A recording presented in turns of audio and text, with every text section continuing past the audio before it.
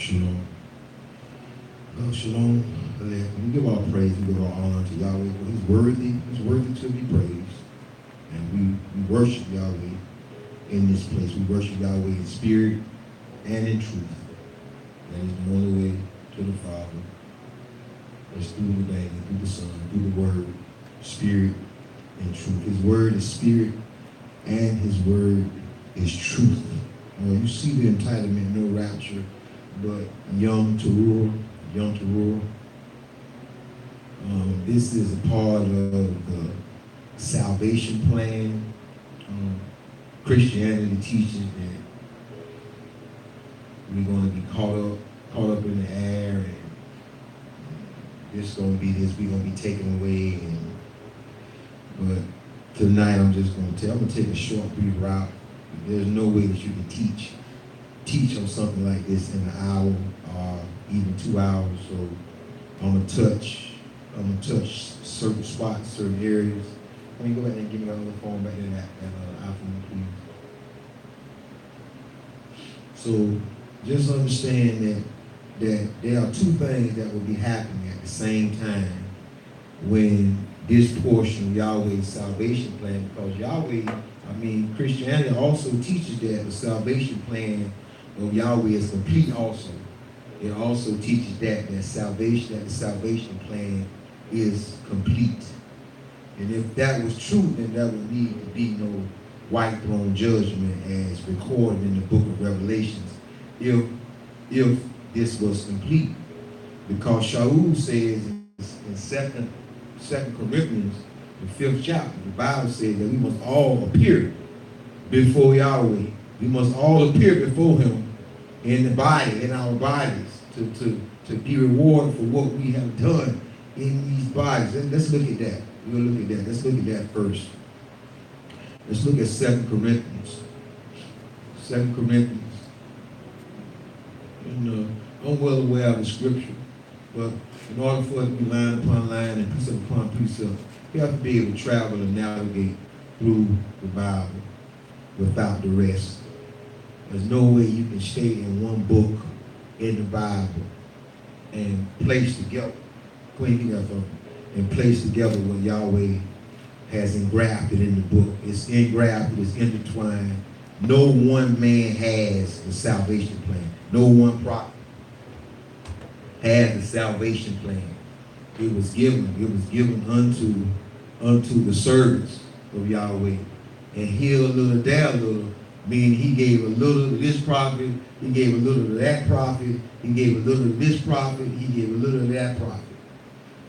That's line upon line, precept upon precept. Many think that is actually reading the scripture one verse after another verse and partially breaking it down one after another verse. But if that's your perception, then that's your perception, but that's not my teaching. That's not what I teach. That's not my belief. That's not my belief system. And there's no way I would believe that.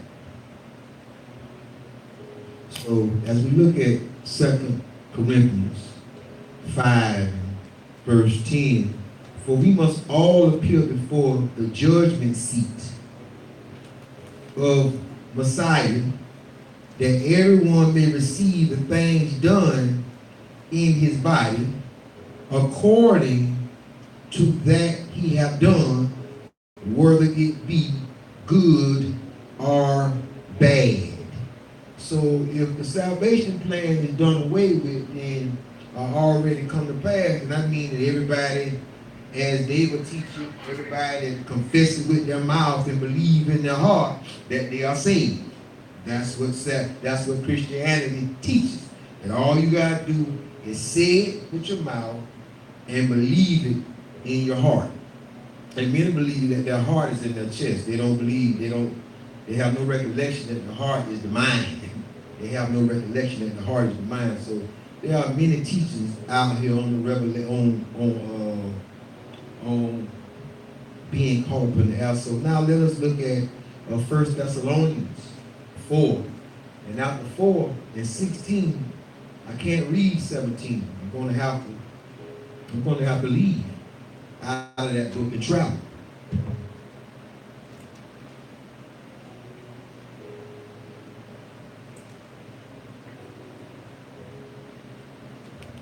So if you have the time, and you willing, and you are free to walk with the Ruach HaKadosh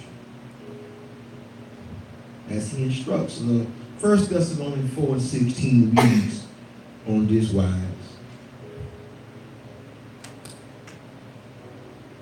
For Yahweh, or some would say for Elohim, himself shall descend from heaven with a shout. With a shout. That descending with a shout. Listen to what the shout is. With the voice of the archangel and with the trump of Yah. Now, all of us that have a Hebraic consciousness, we know that shout, that trump, we know that that's a feast day. We know that that's Yom Teruah. We know this Bible is not going to can't throw anything new at us. We know that there's nothing can be thrown us new. So we know that this shout is the beginning of Yom Teruah, the day of the shout, the dread day of the trumpet blast. So many people who have shunned the first writings, there's no way that they could have this knowledge of what the Ruach is about to lead us to. There's no way that they could have this knowledge. It is impossible. It says, and with the trump of Yah, and the dead in Messiah shall rise first. Shall rise first. If we were to look at the book of Luke 16 and 19, which we probably will, through 31, we'll see a story about the rich man, and this is the only parable in the Bible where Yeshua uses a name, but a second, it's the only parable. He uses the name of Lazarus. There's no other parable in the Bible where he uses a name. He uses a name to let you know that it is literal, not literal, not symbolic.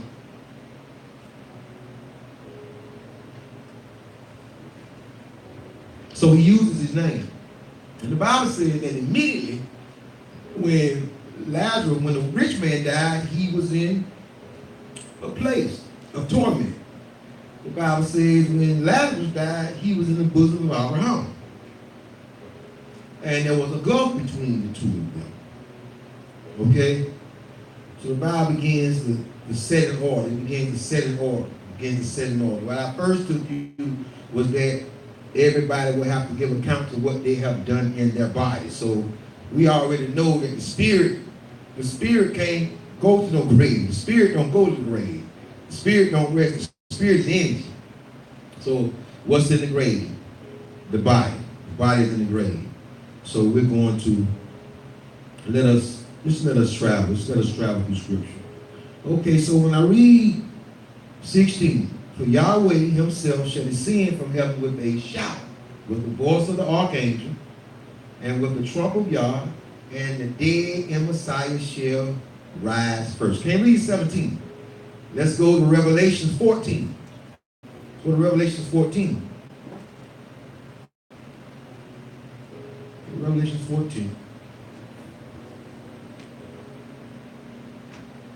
And verse 14. For the sake of time. And I looked, and behold, a white cloud, and upon the cloud one sat like unto the Son of Man, having on his head a golden crown, and in his hand a sharp sickle. And another angel came out of the temple, crying with a loud voice to him that sat on the cloud, thrust in thy sickle, and reap. For the time is come for thee to reap, for the harvest of the earth is ripe. For the harvest of the earth is ripe. So we understand that Yahweh said, let the tares and the wheat grow together. Everybody knows that passage of Scripture. And the angels then wanted to go in and reap, and he said, no, you can't go in and reap, because if you go in and reap now, tares are like wheat. So you're going to take out some of the wheat with the tares. So no, let the unrighteous grow with the righteous. Because some of the unrighteous, they're going to be converted to being righteous. Some of the unholy are going to convert to being holy, which means set apart for a specific purpose. Set apart. Listen to the book.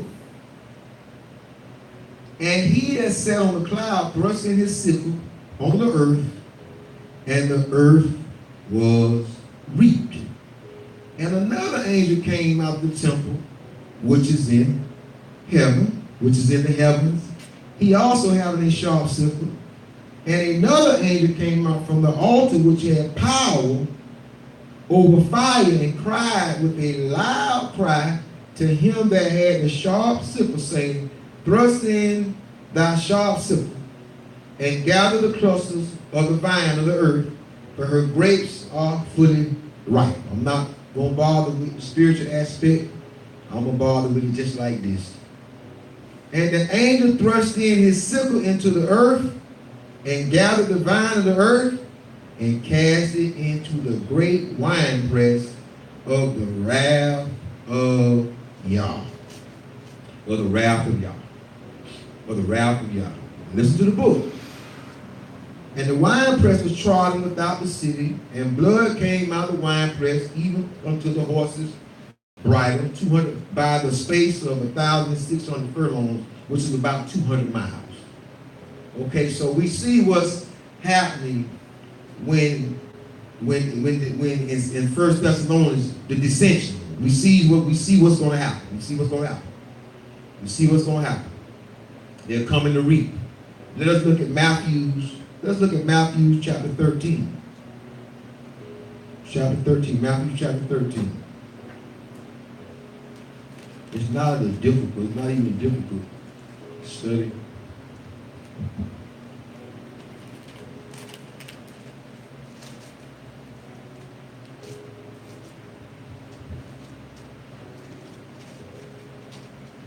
Listen to the book, Matthew 13 and verse 37. He answered and said unto them, he that soweth the good seed is the Son of Man. The field is the word. The good seed are the children of the kingdom, but the tares are the children of the wicked. The children of the wicked. They put one. They are the children of the wicked, because the only thing on the planet that's wicked is man. Nothing else that's wicked. Man is wicked. Man began to carry out the desires of the things that he imagined, the things that come up in his mind. He began to carry out those things, whether they be good or whether they be bad. We touched on that part. We touched on that portion there. It says the enemy that sold them is the devil, evil. The enemy that sold them is the devil. This is so you can have a mindset, because we got good and bad. Everybody's going to have to give account to the good and the bad things that they have done, not the good and the bad things that the devil influenced them to do, but the good or the bad things that they made a conscious decision to partake of. I know we all have friends. We all have those friends. All of us that have made a conversion, who are walking above reproach and walking in righteousness. We all have friends. And some of those friends, we know we stay around those friends because we know if you want to sin, it's certain people you go around to sin. If you want to fall, it's certain people you can show call up if you want to fall. But them people, they will swear you down that they ain't living in sin, that they living above reproach. But if they're living above reproach, then why is it that you got certain people that you will call if you chose to fall, or if you chose to, as many would say, backslide? You know who they are. You know who they are. Those same friends don't deal with you now today because all you talk about is the word. Those same friends don't deal with you now today because all you do is live and walk above reproach. So they distance themselves from you because they don't want you to really see what they're doing and how they're living. Trust me, I know. I have a plenty of associates that don't want me to see or don't want me to see what they're doing or how they're living, so they put on a facade. But when you pray for people, it's not difficult for y'all to show you what's going on. To keep you praying, to keep you mindful why you need to pray. The enemy that sold them is the devil. The harvest is the end of the world, and the reapers are what? Are the angels. The reapers are the angels. That's what it is. The reapers are the angels. As we see. As therefore the tares are gathered and burned in the fire, so shall it be in the end of this world. So, well, when Christianity deals with that 1 Thessalonians 4:16, they say that somebody's going to be taken up out of here. Well, Yeshua talks nothing about anybody being taken out of the earth. Yeshua says one time, he said that I pray that you take them not out of the earth, but that you keep them while they are in the earth. That you keep them.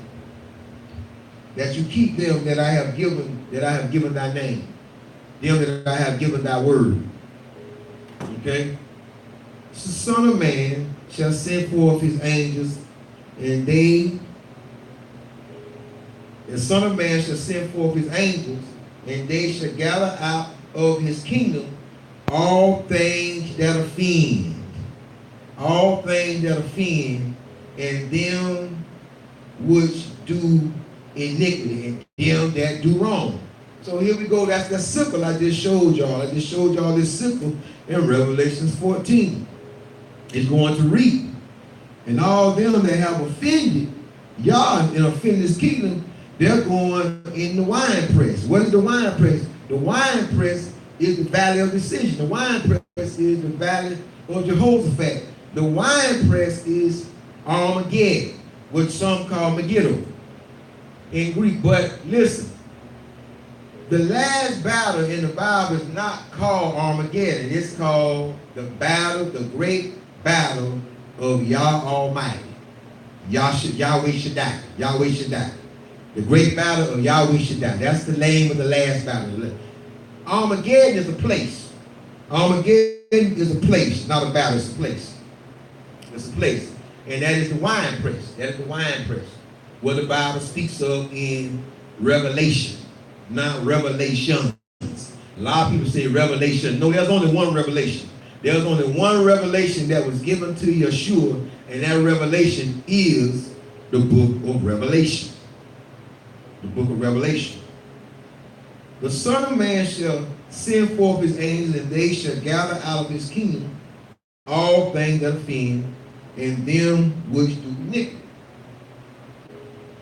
So if the angel don't come forth, and it's going to gather all of them that offend, then where are the people who are supposed to be caught up?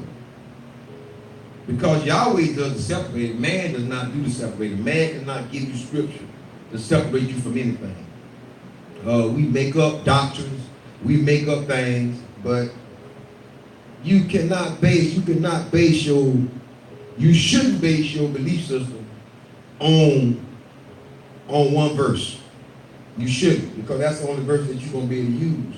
That's why I'm telling y'all that the salvation plan, we must understand where we are in the salvation plan.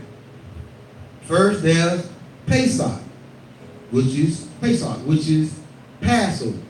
Then there's unleavened bread. Then after unleavened bread, there is first fruit. There's the first fruit after unleavened bread. After unleavened bread, what is Shavuot? We are at the foot of Mount Sinai, where we are now. Well, we are at the receiving of the Torah. We are learning of the Torah. If we go to Isaiah, the Bible says that, come, wash your hands. Come wash your hands. Your hands are full of blood. And that's Isaiah chapter 1.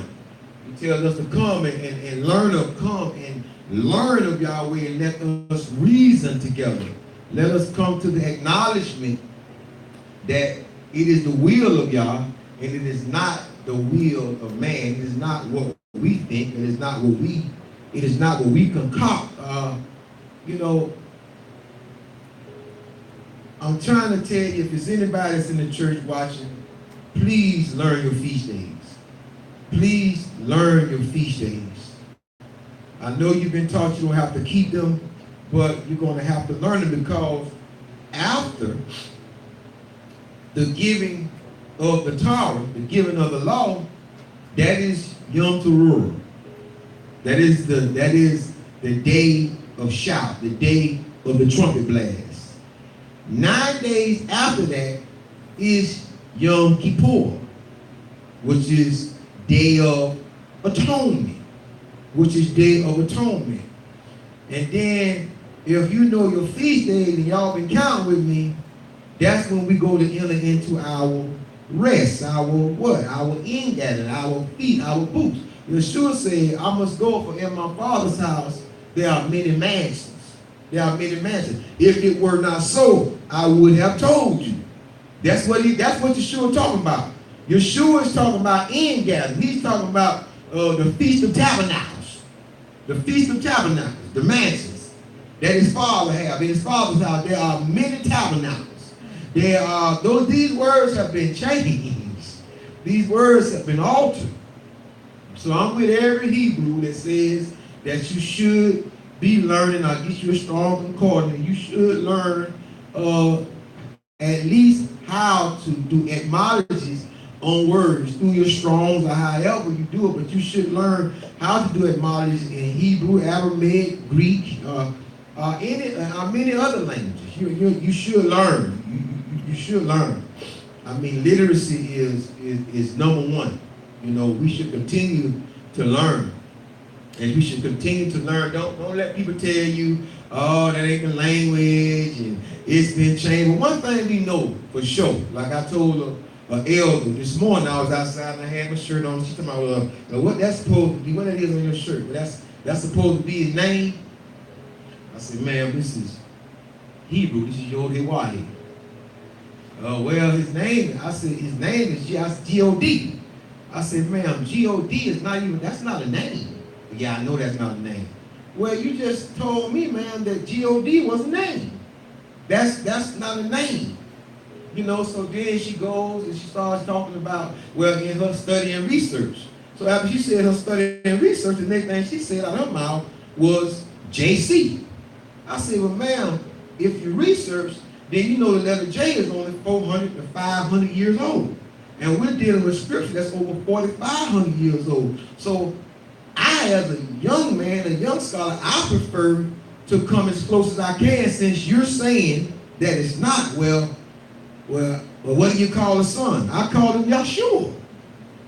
I said, because Yahshua means that Yah, the existing one, the eternal one, the rootless one, is our salvation. He is our Savior. He comes in his Father's name to tell you what his discipline is. His discipline is to be a Savior, to save. That's what his discipline was. That's what he was disciplined for. That's what the word was. That's what the word disciplines you for. The word comes in your life to discipline you, that you may receive the salvation of Yah, and that Yahweh may be called your Savior. That's what the word comes to do in your life. It comes to condition you and position you, to put you in the place where Yah will say, thou well and faithful servant, thou hast done well.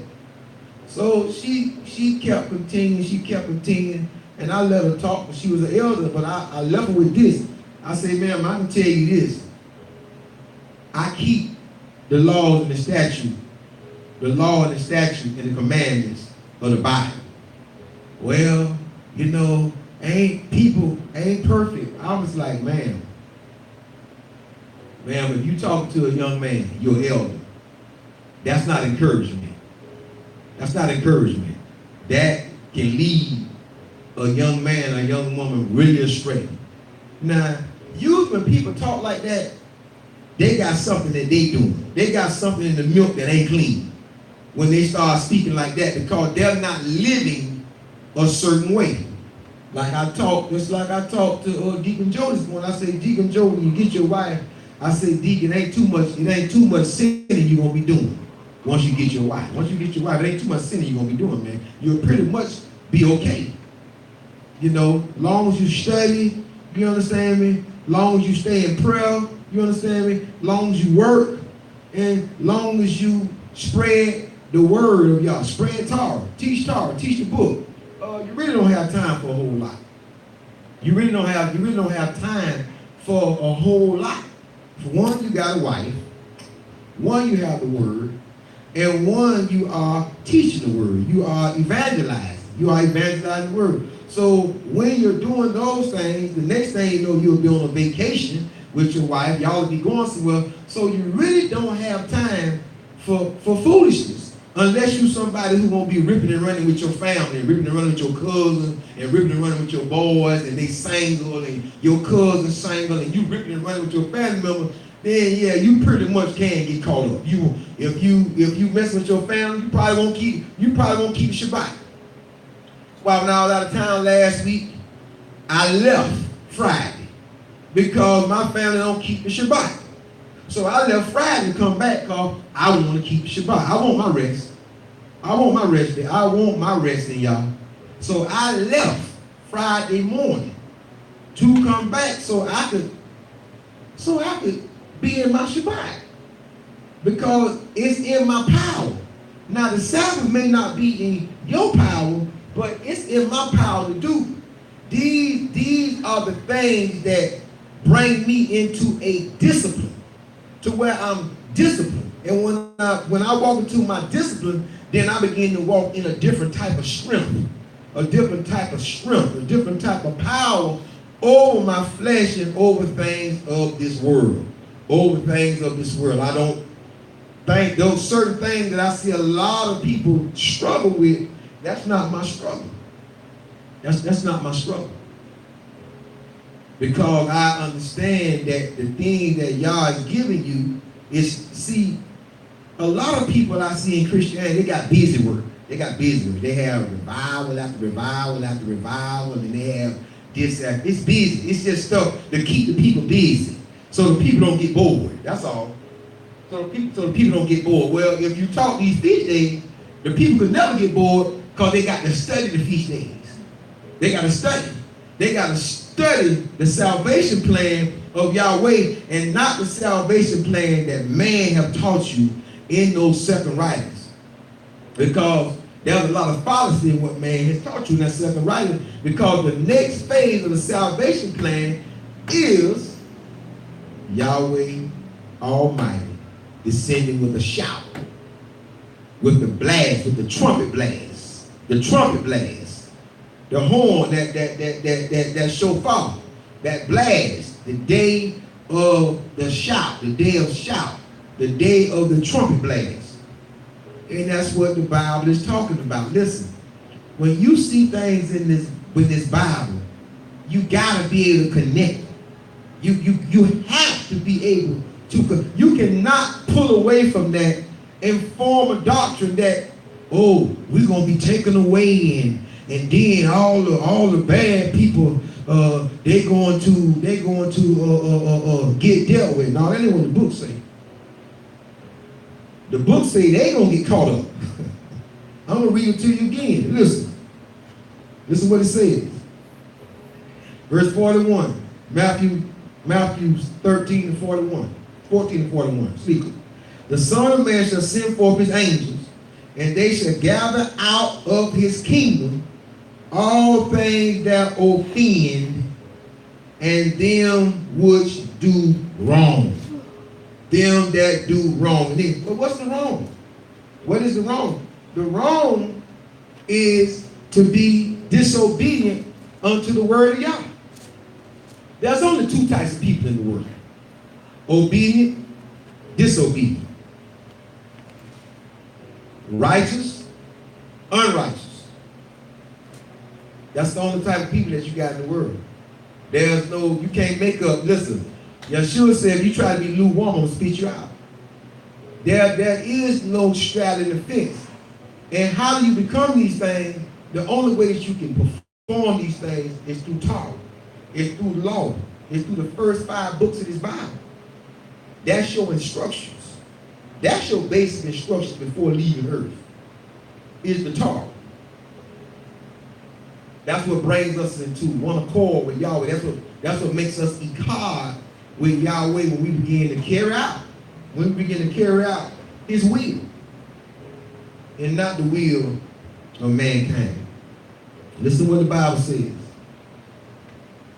Verse 43. Verse 42. And shall cast them into a furnace of fire. There shall be wailing and gnashing of teeth. 43. Then shall the righteous. Now, okay, we just dealt with the unrighteous. Deal that iniquity is found in the unrighteous. Now we're going to deal with the righteous. Then shall the righteous shine forth as the sun in the kingdom of their Father. Who have ears to hear, let them hear. Who have ears to hear, let them hear. Everybody not going to be able to hear this. Everybody not going to be able to hear. So you can't get caught up. You can't get caught up in that rigmarole about you getting caught up and you getting taken up out of here. I don't know, that doctor. When I studied and researched that doctor, and it was a little girl, I think, I forget, 12 or 15, had a dream, I think in Scotland. And I think it was another man, I forget what his name is. That's been years ago. I had a dream similar to her dream. And then that's where that doctrine came from about the rapture. There's no rapture. Everything that's going to happen is written out in this book. Nothing is going to happen outside this book without Yahweh revealing it first to his prophets. That's what the Bible says. Yahweh says that I will reveal it first. There's nothing new. I'm not going to do anything new. Listen to the book. So for the sake of time, turn over to verse 45. And this is Yeshua. This is in red. This is Yeshua speaking. And Yeshua is saying this here. So if you don't believe what Yeshua said, you're going to go over there in 2 Thessalonians. That's not Yeshua talking. Listen to the book. 47.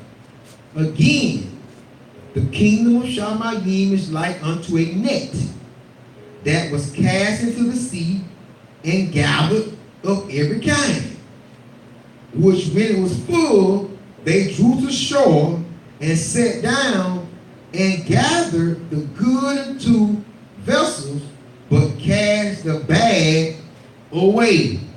There's a separator. There's the sheep and the goat. There's a separator. And if there's going to be a separator, then you can't have, these people out here, because we just read that the unrighteous, they're going to be taken out. Listen to the book. Which when it is full, they draw it to shore and sat down and gathered the good, the what? The righteous into a vessel and cast the unrighteous away. So shall it be at the end of the world. The angels shall come forth and sever with what? What are they going to sever with? What are they going to separate with? They're going to separate with that sickle I showed y'all in Revelation 14. They're going to come in and sever the wicked from among the just, the righteous. The righteous. And shall cast them into the furnace of fire.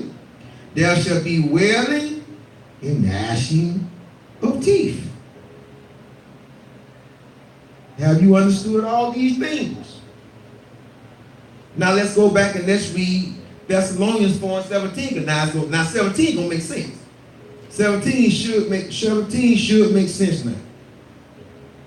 If you've been with me, if you started with me, then 17 should make sense. There's so many ways to debunk this rapture theory, but okay.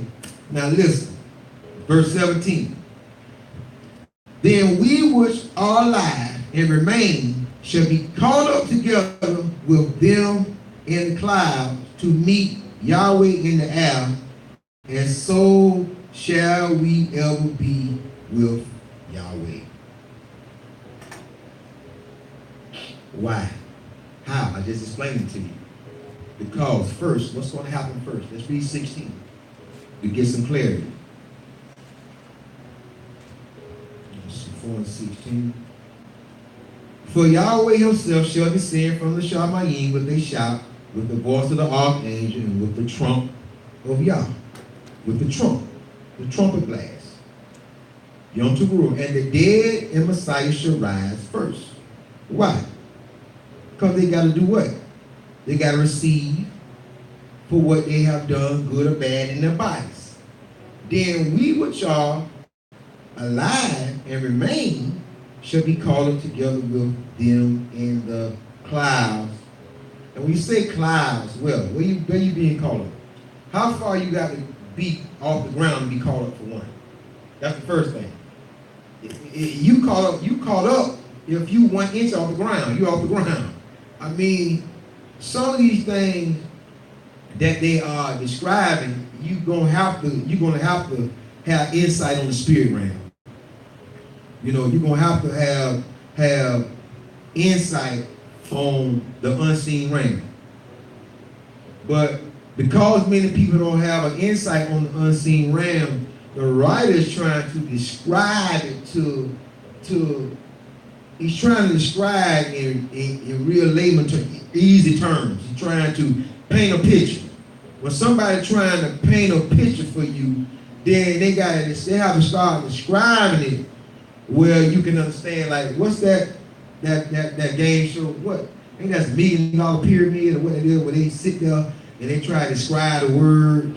They got that board where they be drawing stuff on the board, and you gotta try to figure out what it is they drawing on the board without really telling them what it is. Listen to the book. Then we which are alive and remain shall be caught up together with them in the clouds to meet who?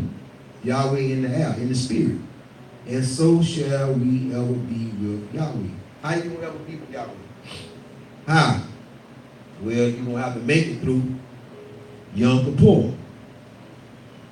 Yom Kippur is the day of atonement. And this is Yom Kippur. Let me show you Yom Kippur. Turn to Revelation. I think it's Revelations. I think it's Revelations 20. Let me see.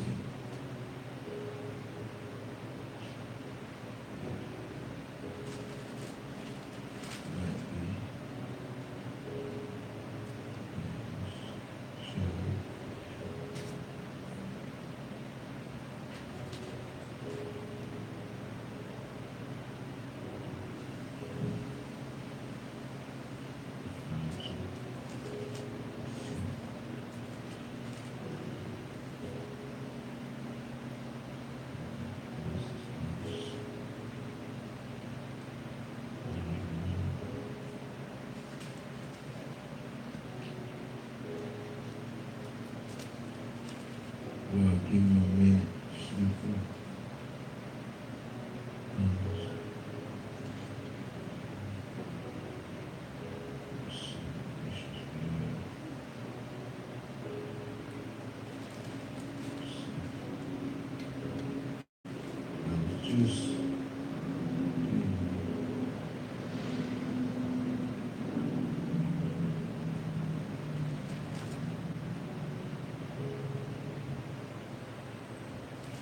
Go to Revelation 21. That's not it.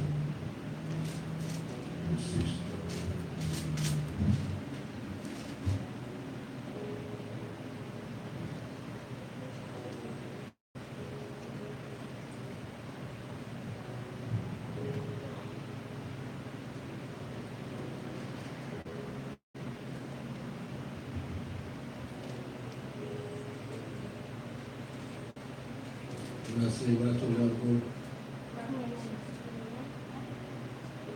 Revelation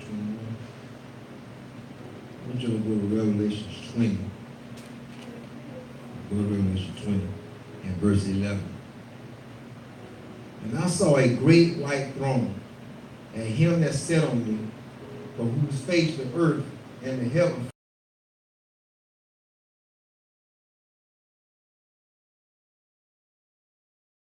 small and great, stand before Yahweh. And the books were open. This jump the book. This is the day of atonement. You finna atone, the atonement, because after this, you finna get okay whether you going into the Feast of Tabernacles, end gathering. Because this end gathering. It said, and the books were open. And another book was open, which is the book of life. And the dead were judged out of those things which were written in the books, according to their works, not according to their sin.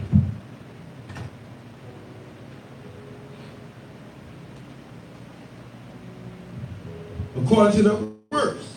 And the sea gave of the dead which were in it, and death and hell delivered of the dead which were in them, and they were judged, every man according to their works. This is where Shaul pulled this from.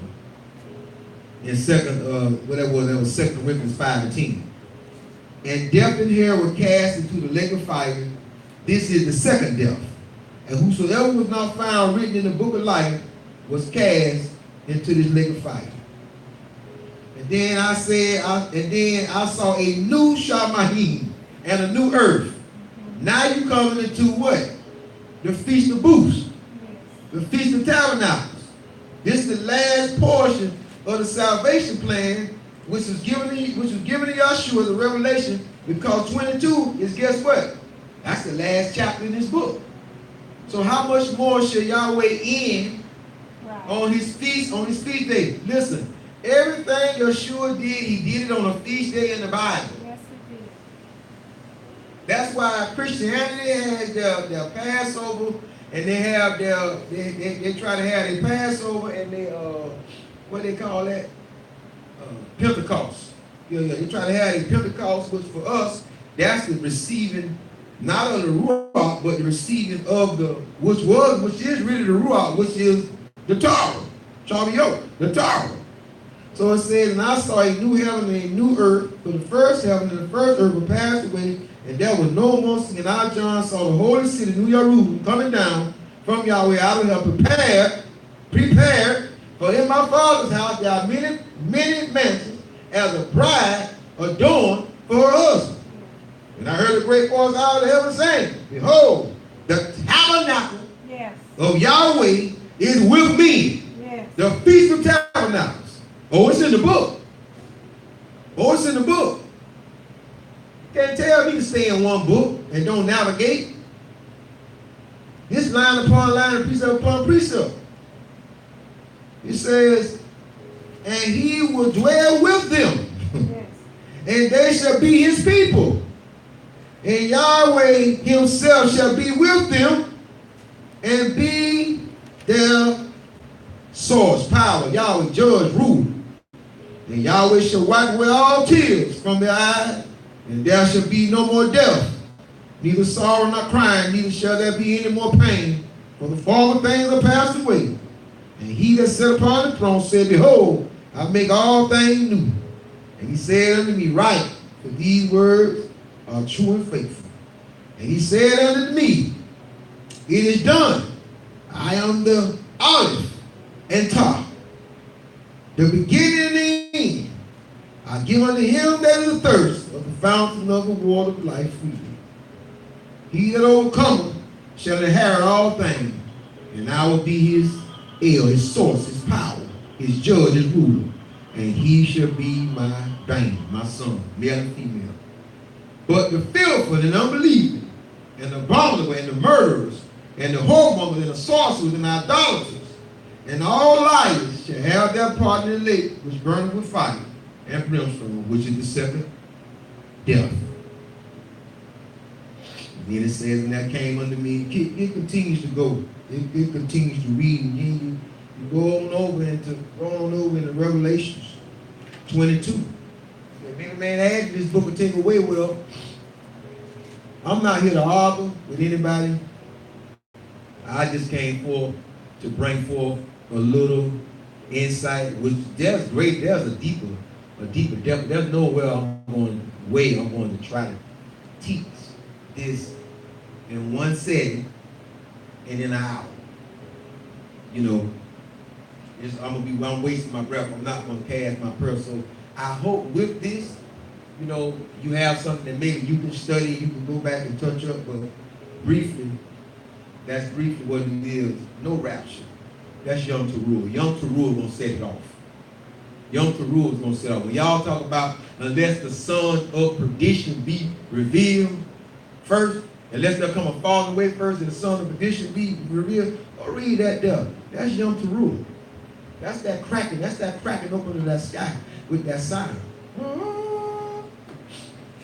Should have blown so far. That's that. So I don't want to take up any more of your valuable time because I know time is valuable. We thank you for patronizing with us. You know, it's simple. It's simple teaching. Nothing is not really difficult if you give yourself time to study.